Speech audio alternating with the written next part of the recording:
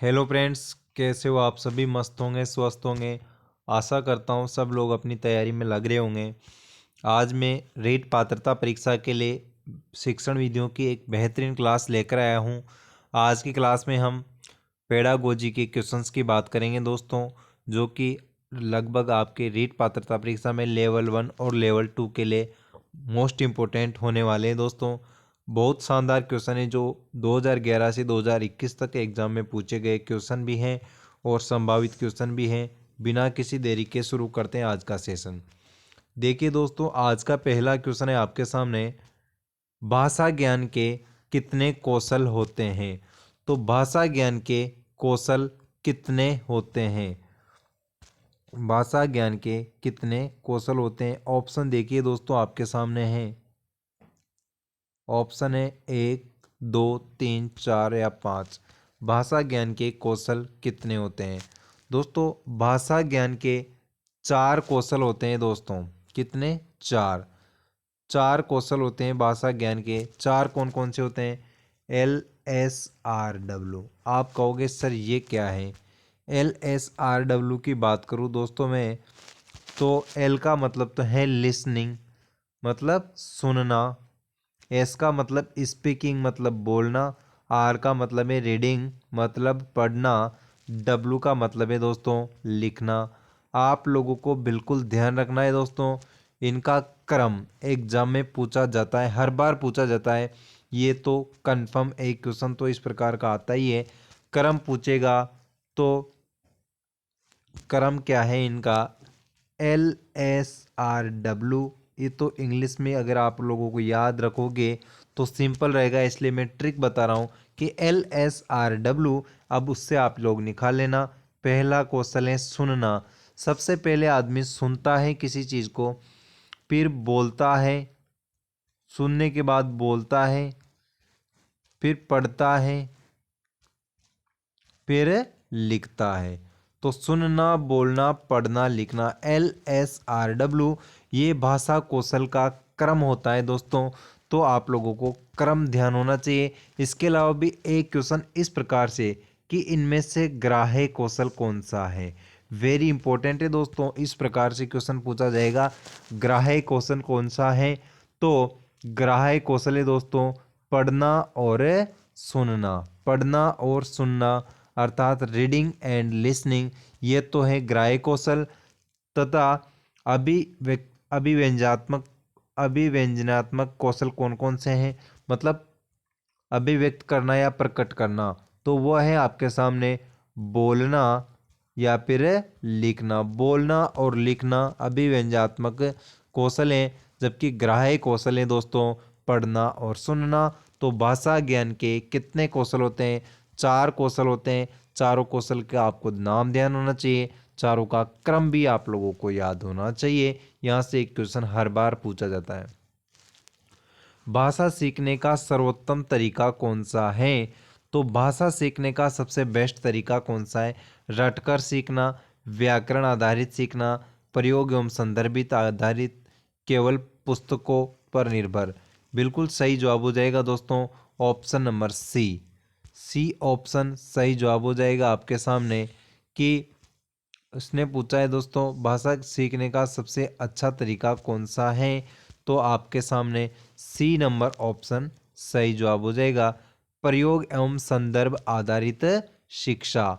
सी number option आपका right answer हो जाएगा दोस्तों। बढ़ते हैं नेक्स्ट क्वेश्चन की तरफ। अगला क्वेश्चन है, बालकों में भाषा ज्ञान की प्रक्रिया कब से प्रारंभ होती है? तो भाषा ज्ञान की प्रक्रिया कब से प्रारंभ होती है? जन्म के बाद, 1 वर्ष की आयु से, 2 वर्ष की आयु से, या स्कूल जाने के बाद? दोस्तों भाषा ज्ञान आपके सामने मैं बात करूं तो बालक का पहला विद्यालय परिवार होता है। ऐसा कहने वाले कौन थे? फ्रोबेल महोदय ने यह बात कही है।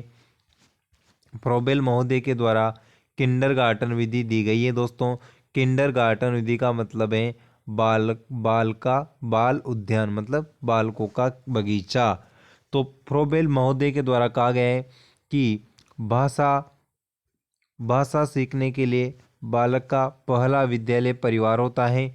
और बालक की पहली अध्यापिका माता होती है दोस्तों। तो आपके सामने 2 वर्ष की आयु से बालक भाषा ज्ञान की प्रक्रिया प्रारंभ हो जाती है बालक में 2 वर्ष की आयु से। जब बालक 2 वर्ष का हो जाता है तो आपके सामने मैं बात करूं दोस्तों, शिक्षा 3 प्रकार की होती है। आप लोगों ने बीएड में भी पढ़ी होगी और अभी साइकोलॉजी में भी पढ़ी होगी, क्योंकि शिक्षा मनोविज्ञान आपके सिलेबस में है। तो औपचारिक शिक्षा, अनौपचारिक शिक्षा तथा निरौपचारिक शिक्षा। दोस्तों औपचारिक शिक्षा क्या होती है? औपचारिक शिक्षा होती है जिसका समय व स्थान निर्धारित होता है। जैसे विद्यालय में जो शिक्षा दी जाती है वो औपचारिक शिक्षा होती है। अनौपचारिक शिक्षा होती है जिसका समय व स्थान निर्धारित नहीं होता है, अर्थात परिवार के द्वारा दी जाने वाली शिक्षा अनौपचारिक शिक्षा होती है। दोस्तों अपन परिवार से किसी भी समय कुछ भी सीख सकते हैं, तो उसका समय और स्थान निर्धारित नहीं होता है दोस्तों। अगला क्वेश्चन देखिए आपके सामने, हिंदी भाषा की लिपि कौन सी है? तो हिंदी भाषा की लिपि ब्राह्मी लिपि, गुरुमुखी लिपि, देवनागरी या रोमन लिपि। दोस्तों आपके सामने गुरुमुखी लिपि की बात करूं तो पंजाबी भाषा की लिपि है गुरुमुखी लिपि, और जो अंग्रेजी की है रोमन लिपि, जबकि हिंदी की है दोस्तों देवनागरी लिपि। तो सी नंबर ऑप्शन सही जवाब हो जाएगा। वेरी वेरी इंपॉर्टेंट रहेगा दोस्तों। सेशन अच्छा लग रहा हो तो लाइक कीजिए, वीडियो अच्छा लग रहा हो तो और अपने दोस्तों के साथ शेयर कर दीजिए। चैनल पर नए हो तो सब्सक्राइब कर दीजिए चैनल को, वीडियो को पूरा जरूर देखना। भाषा ज्ञान में मौन काल का क्या अर्थ है? मौन काल मतलब साइलेंट पीरियड का मतलब क्या होता है दोस्तों? साइलेंट पीरियड का क्या हस्य है? जब बच्चा कुछ नहीं बोलता, जब बच्चा सुनने और समझने पर ध्यान देता है, जब शिक्षक मौन रहता है, जब कोई गतिविधि नहीं होती है दोस्तों। यहाँ पर साइलेंट की बात की जा रही है। साइलेंट पीरियड, साइलेंट पीरियड का मतलब है जब कोई गतिविधि नहीं होती है, उसको साइलेंट पीरियड के नाम से जाना जाता है। डी नंबर ऑप्शन आपके पास सही जवाब हो जाएगा दोस्तों। वीडियो अच्छा लग रहा हो तो लाइक कीजिए, दोस्तों के साथ शेयर कीजिए और बने रहिए चैनल पर। आपने शिक्षण विधियों की अदर क्लासें नहीं देखी हो, प्लेलिस्ट में जाकर जरूर देखिए। वेरी वेरी इंपॉर्टेंट है दोस्तों। शिक्षण विधियों की बहुत ही शानदार शिक्षण विधियाँ करवाई हुई हैं दोस्तों। भाषा ज्ञान में त्रुटियां क्या दर्शाती हैं? त्रुटियां मतलब गलतियां, एरर्स। त्रुटियां क्या दर्शाती हैं? बच्चे की असफलता भाषा ज्ञान की प्रक्रिया का हिस्सा, शिक्षक की गलती, बच्चे की उदासीनता। भाषा ज्ञान में त्रुटियां क्या दर्शाती हैं? शिक्षक की गलती, शिक्षक की गलती दर्शाती है दोस्तों। सी नंबर ऑप्शन सही जवाब हो जाएगा। अगला क्वेश्चन देख लीजिए दोस्तों, निम्नलिखित में से कौन सा भाषा ज्ञान का सिद्धांत नहीं है? तो इनमें से भाषा ज्ञान का सिद्धांत कौन सा नहीं है? अनुकरण, अभ्यास, पुरस्कार एवं दंड, रटकर याद करना। दोस्तों अनुकरण का मतलब है नकल करके सीखना, एक दूसरे को देखकर सीखना। अभ्यास का मतलब है प्रैक्टिस, मतलब बार बार अभ्यास करके सीखना। अभ्यास एवं त्रुटि का सिद्धांत थॉर्नडाइक द्वारा दिया गया था। एनिमल इंटेलिजेंस पीएचडी का उनका शोध पत्र था दोस्तों। और आपके सामने जो थॉर्नडाइक महोदय के द्वारा अभ्यास का सिद्धांत दिया गया था। पुरस्कार एवं दंड के द्वारा भी सीखा जाता है, जबकि रटकर याद करना ये ऐसा कोई भी भाषा ज्ञान का सिद्धांत नहीं है। डी नंबर ऑप्शन आपके सामने राइट आंसर हो जाएगा। अगला क्वेश्चन, बच्चे भाषा का ज्ञान कैसे करते हैं? तो बच्चे भाषा का ज्ञान कैसे करते हैं? अनौपचारिक वातावरण में बातचीत से, केवल पुस्तकों से, केवल व्याकरण पढ़कर तथा टीवी देखकर। दोस्तों बालक भाषा ज्ञान की बात की जा रही है, तो बालक भाषा बोलना परिवार में ही सीख जाता है। जब वो विद्यालय जाना भी प्रारंभ नहीं करता, उससे पहले ही बच्चा भाषा ज्ञान बालक को हो जाता है, अर्थात अनौपचारिक वातावरण में बातचीत करके सीख जाता है। अनौपचारिक वातावरण से तात्पर्य है दोस्तों यहाँ पर, अर्थात परिवार में बातचीत करके, अपने पेरेंट्स से, माता पिता भाई बहन से बातचीत करके जो बालक को भाषा का ज्ञान होता है, वहीं से बालक भाषा ज्ञान सीख लेता है। तो अनौपचारिक वातावरण से बातचीत से ही बच्चे को भाषा ज्ञान हो जाता है। ए नंबर सही जवाब हो जाएगा दोस्तों। औपचारिक से विद्यालय, औपचारिक शिक्षा विद्यालय में दी जाती है, अनौपचारिक परिवार के द्वारा। अगला क्वेश्चन, मनोवैज्ञानिक दृष्टि से भाषा ज्ञान का सबसे उपयुक्त समय कौन सा है? तो साइकोलॉजिकल फैक्ट की दृष्टि से भाषा ज्ञान का सबसे उपयुक्त समय कौन सा है? भाषा ज्ञान का सबसे उपयुक्त समय कौन सा है? और बचपन, किशोर अवस्था, युवा अवस्था या फिर वृद्धावस्था। दोस्तों साइकोलॉजी की तरफ से भाषा ज्ञान का सबसे अच्छा समय है बचपन, अर्थात बालक में जब भाषा का विकास किया जाता है, भाषा का ज्ञान दिया जाता है, तो बचपन अवस्था में, जिसको 0 से 6 वर्ष माना गया है दोस्तों, शैशवावस्था, तो 0 से 6 वर्ष की आयु में बालक को भाषा का अच्छा ज्ञान दिया जा सकता है, क्योंकि उस समय बालक जो नियमों का उल्लंघन नहीं करता है दोस्तों, और घर वालों के कहने में चलता है। जबकि बाल्यावस्था के बाद किशोर अवस्था में बालक को भाषा ज्ञान दिया जाना संभव नहीं है, क्योंकि उसको भाषा सीख जाता है दोस्तों, जैसी भी सीखनी है, वातावरण जैसा मिलता है वैसी भाषा सीख लेता है। हिंदी भाषा ज्ञान के लिए कौन सा शिक्षण विधि अधिक प्रभावी होती है? तो हिंदी भाषा ज्ञान के लिए सबसे अधिक प्रभावी विधि कौन सी है? व्याकरण अनुवाद विधि, संवादात्मक या मौखिक या प्रत्यक्ष विधि। दोस्तों हिंदी भाषा ज्ञान के लिए कौन सी शिक्षण विधि अधिक प्रभावी होती है? ए नंबर ऑप्शन राइट आंसर हो जाएगा, व्याकरण अनुवाद विधि सबसे बेस्ट है दोस्तों। अगला क्वेश्चन, शिक्षण का मुख्य उद्देश्य क्या है? शिक्षण का मुख्य उद्देश्य क्या है? केवल पाठ्यक्रम पूरा करना, विद्यार्थियों को रटना, समग्र विकास करना, केवल विद्या परीक्षा में अच्छे अंक लाना। दोस्तों शिक्षण का मुख्य उद्देश्य होता है समग्र विकास करना, मतलब all over development, all over development होता है दोस्तों। शिक्षण का मुख्य उद्देश्य होता है ऑल ओवर डेवलपमेंट, अर्थात बालक का समग्र विकास करना। तो सी नंबर ऑप्शन सही जवाब हो जाएगा। बढ़ते हैं नेक्स्ट क्वेश्चन की तरफ। अगला क्वेश्चन है दोस्तों, सीखना किस प्रकार की प्रक्रिया है? तो सीखना किस प्रकार, अर्थात लर्निंग किस प्रकार की प्रक्रिया है? आनुवांशिक, स्थायी परिवर्तन, एक दिन में पूरी होना, केवल औपचारिक शिक्षा तक सीमित। सीखना किस प्रकार की प्रक्रिया है? दोस्तों सीखना किस प्रकार की प्रक्रिया है दोस्तों?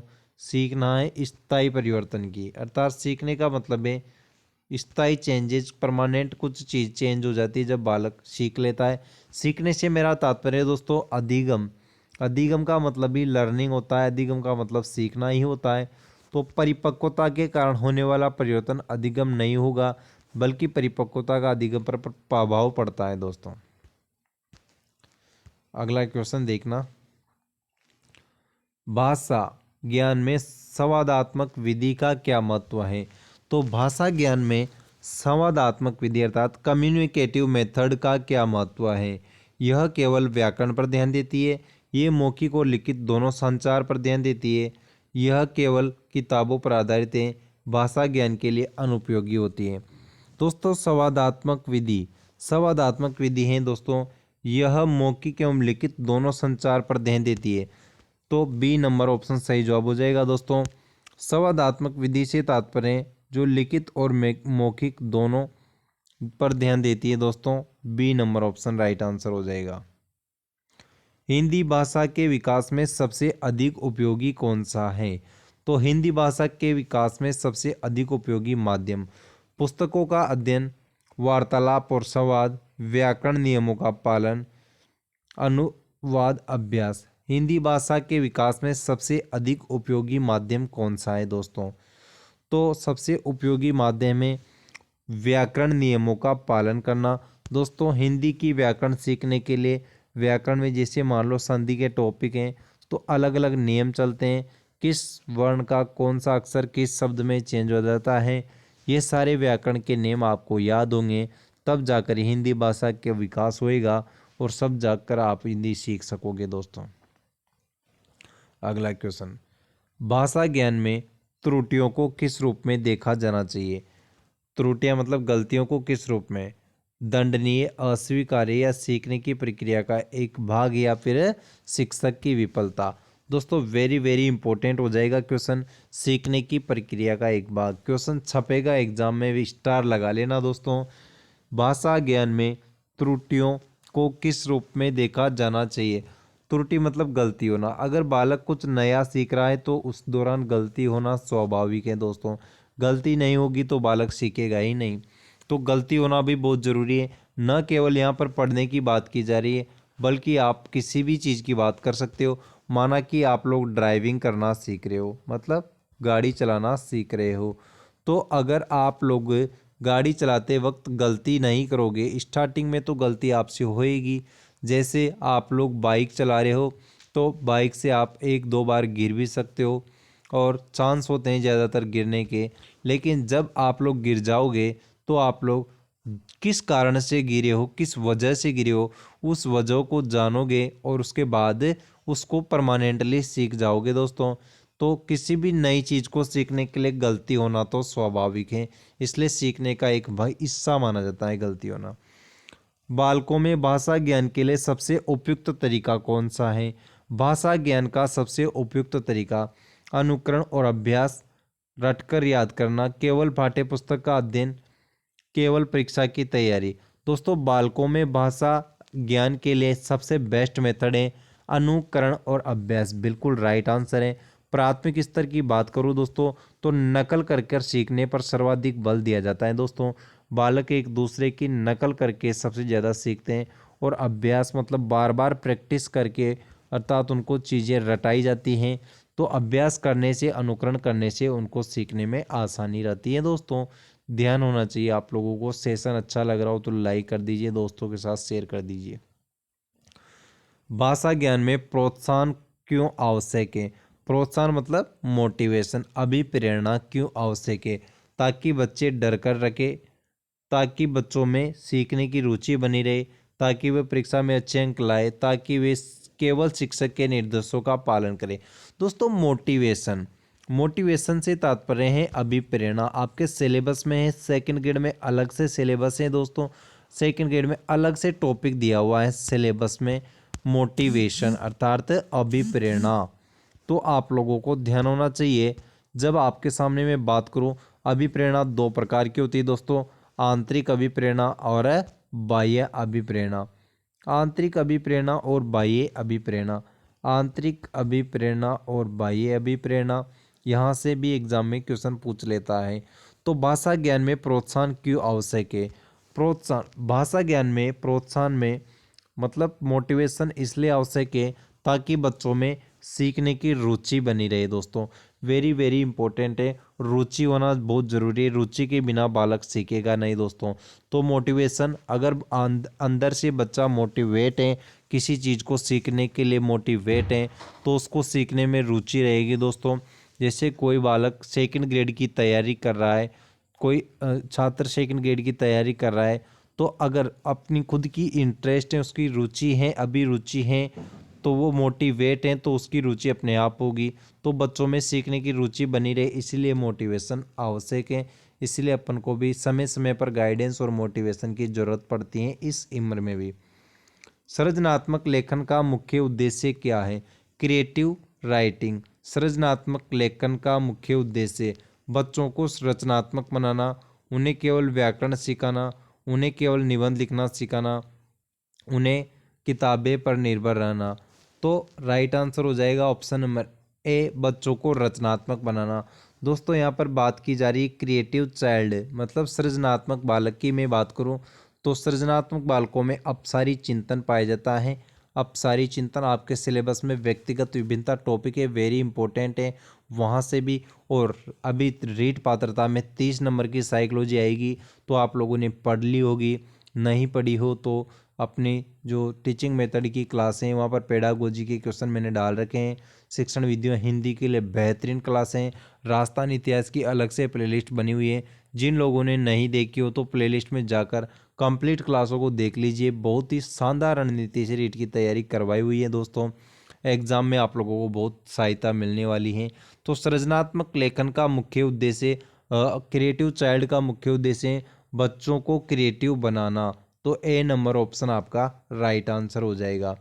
अगला क्वेश्चन, बालक प्राकृतिक रूप से सबसे पहले कौन सा कौशल आता है? तो बालक में प्राकृतिक रूप से सबसे पहले कौन सा कौशल आता है? पढ़ना, लिखना, सुनना और बोलना, अनुवाद करना। तो प्राकृतिक रूप से बालक में सबसे पहले आता है दोस्तों सुनना और बोलना। C number option right answer हो जाएगा। सबसे पहले सुनना ही आएगा दोस्तों, क्योंकि सुनना सबसे पहले, फिर बोलना सीख जाएगा दोस्तों। पढ़ना और लिखना तो बहुत बाद में सीखता है दोस्तों, पहले सुनना और बोलना ही सीखता है। तो यहाँ पर वही क्रम फॉलो हो रहा है दोस्तों, LSRW, मतलब पहले तो सुनना सीख लेता है, फिर बोलना सीख लेता है, फिर पढ़ना, फिर लिखना। तो क्रम भी आप लोगों को ध्यान में रखना है। समग्र भाषा शिक्षण में क्या शामिल होता है? समग्र भाषा शिक्षण में केवल व्याकरण शिक्षण, सुनना, बोलना, पढ़ना, लिखना का एकीकृत विकास, केवल साहित्य शिक्षण, केवल रटने की प्रवृत्ति। दोस्तों एक ट्रिक बताऊं, आप लोग अगर तैयार हो तो, कि बताओ सर, आप लोग को एक बात बताना चाहता हूँ, चाहे साइकोलॉजी की बात करूँ चाहे पेडागोजी की बात करूँ, अगर आपको केवल शब्द दिख रहा है ना ऑप्शन में, तो केवल का मतलब है बात नेगेटिव बोल रहा है, वो गलत बात है, मतलब सही नहीं बोल रहा। केवल आते ही ज़्यादातर हमेशा समझ जाना कि केवल आते ही कुछ ना कुछ गड़बड़ है। तो केवल आ रहा है, केवल दिख रहा है, केवल केवल केवल, तो केवल आने का मतलब है कि कुछ तो गड़बड़ है। तो बी नंबर ऑप्शन सही जवाब हो जाएगा कि सुनना, बोलना, पढ़ना और लिखना, इन सभी का एकीकृत विकास ही समग्र विकास है दोस्तों। LSRW, भाषा के सभी कौशल का विकास करना ही समग्र विकास है। तो बी नंबर ऑप्शन सही जवाब हो जाएगा। केवल व्याकरण सिखाना नहीं, केवल साहित्य शिक्षण नहीं, केवल रटने की प्रक्रिया ही नहीं है। बढ़ते हैं अगले क्वेश्चन की तरफ। देखिए दोस्तों अगला क्वेश्चन, भाषा ज्ञान में संदर्भ का क्या महत्व है? तो संदर्भ का क्या महत्व? संदर्भ मतलब कॉन्टेक्स्ट। संदर्भ के बिना भाषा ज्ञान संभव नहीं है। संदर्भ से भाषा ज्ञान और रोचक हो जाता है। संदर्भ केवल उच्च शिक्षा में आवश्यक होता है। संदर्भ का कोई महत्व नहीं होता है। दोस्तों संदर्भ का मतलब होता है कॉन्टेक्स्ट। क्या होता है सर संदर्भ? जब आप लोगों को एक बात बताऊं, आप लोगों ने मान लो 10th क्लास की बात करूं, तो आपके एक पैसेज आया होगा जब आप पढ़ते थे 10th में, एग्ज़ाम आप पेपर देने गए, चाहे हिंदी का या इंग्लिश का, तो आपके एक गद्यांश या फिर पैसेज जिसको आप इंग्लिश में बोलते हो जरूर आया होगा एग्ज़ाम में, कि आया था सर। जब आप लोगों ने गद्यांश आया था आपके सामने, तो उसके सामने सबसे पहले रेफरेंस या कॉन्टेक्स्ट ही लिखा था दोस्तों इंग्लिश में, रेफरेंस या कॉन्टेक्स्ट। इसका मतलब क्या होता है सर? इसका मतलब होता है कि उपयुक्त पंक्तियां हमारे फलाना फलाना लेसन से ली गई हैं, तो अपन बोलते थे कि these lines have been taken from this poem या दिस नोवेल। तो वो लोग अपन लोग वो चीज़ बोलते थे ना, उसी को क्या बोलते हैं दोस्तों? संदर्भ या कॉन्टेक्स्ट बोलते हैं। तो संदर्भ या कॉन्टेक्स्ट का क्या महत्व है? संदर्भ से ज्ञान और रोचक हो जाता है। संदर्भ केवल उच्च शिक्षा में आवश्यक है दोस्तों। संदर्भ के बिना, संदर्भ से भाषा ज्ञान रोचक हो जाता है। बी नंबर ऑप्शन सही जवाब हो जाएगा, बिल्कुल सही जवाब है। वहाँ की एग्जाम की बात अलग है। जैसे आप लोगों के सामने मैं बात करूँ कि सर यहाँ संदर्भ का मतलब क्या है? संदर्भ है, जैसे आप लोगों को अगर 11th क्लास में पढ़ रहे हो, कोई लेसन आया है, आपके साइंस पढ़ रहे हो, साइंस का कोई लेसन है, तो अगर उससे रिलेटेड लेसन आप लोगों को 10th क्लास में पढ़ा दिया गया है, तो टीचर आपको उस बात से कनेक्ट करेगा दोस्तों, तो को रिलेट करके पढ़ाता है कि अब मैंने पिछले साल आप लोगों को पढ़ाया था, वो लेसन आया था, वहीं पर भी ये बात की गई थी। तो संदर्भ का मतलब उससे जोड़कर, पुरानी बात से जोड़कर, नए ज्ञान को उससे जोड़कर, तो उसको जोड़ने से अगर बालक उस समय कक्षा में सक्रिय रहा होगा, तो बालक के माइंड में तुरंत वो बात क्लिक हो जाती है कि हाँ सर। तो बालक का ज्ञान और भी रोचक हो जाता है, अर्थात उसका इंटरेस्ट बढ़ जाता है दोस्तों। तो B number option right answer हो जाएगा। अगला क्वेश्चन, निम्नलिखित में से कौन सा हिंदी शिक्षण का पारंपरिक तरीका है? तो हिंदी पढ़ाने का पारंपरिक तरीका है संप्रेषण तकनीक, प्रत्यक्ष विधि, व्याकरण अनुवाद विधि या संरचनात्मक विधि। हिंदी शिक्षण का पारंपरिक तरीका कौन सा है? तो व्याकरण अनुवाद विधि, सी नंबर ऑप्शन आपके सामने सही जवाब हो जाएगा दोस्तों। अगला क्वेश्चन, हिंदी भाषा में कितने वर्ण होते हैं? वेरी वेरी इंपॉर्टेंट है दोस्तों। हिंदी भाषा में वर्णों की संख्या कितनी होती है? तो 44 होते हैं दोस्तों। हिंदी में वर्णों की संख्या होती है 44। बी नंबर ऑप्शन सही जवाब हो जाएगा दोस्तों। अगर क्लास अच्छी लगी हो तो लाइक कर दीजिए, दोस्तों के साथ शेयर कर दीजिए दोस्तों। Thank you.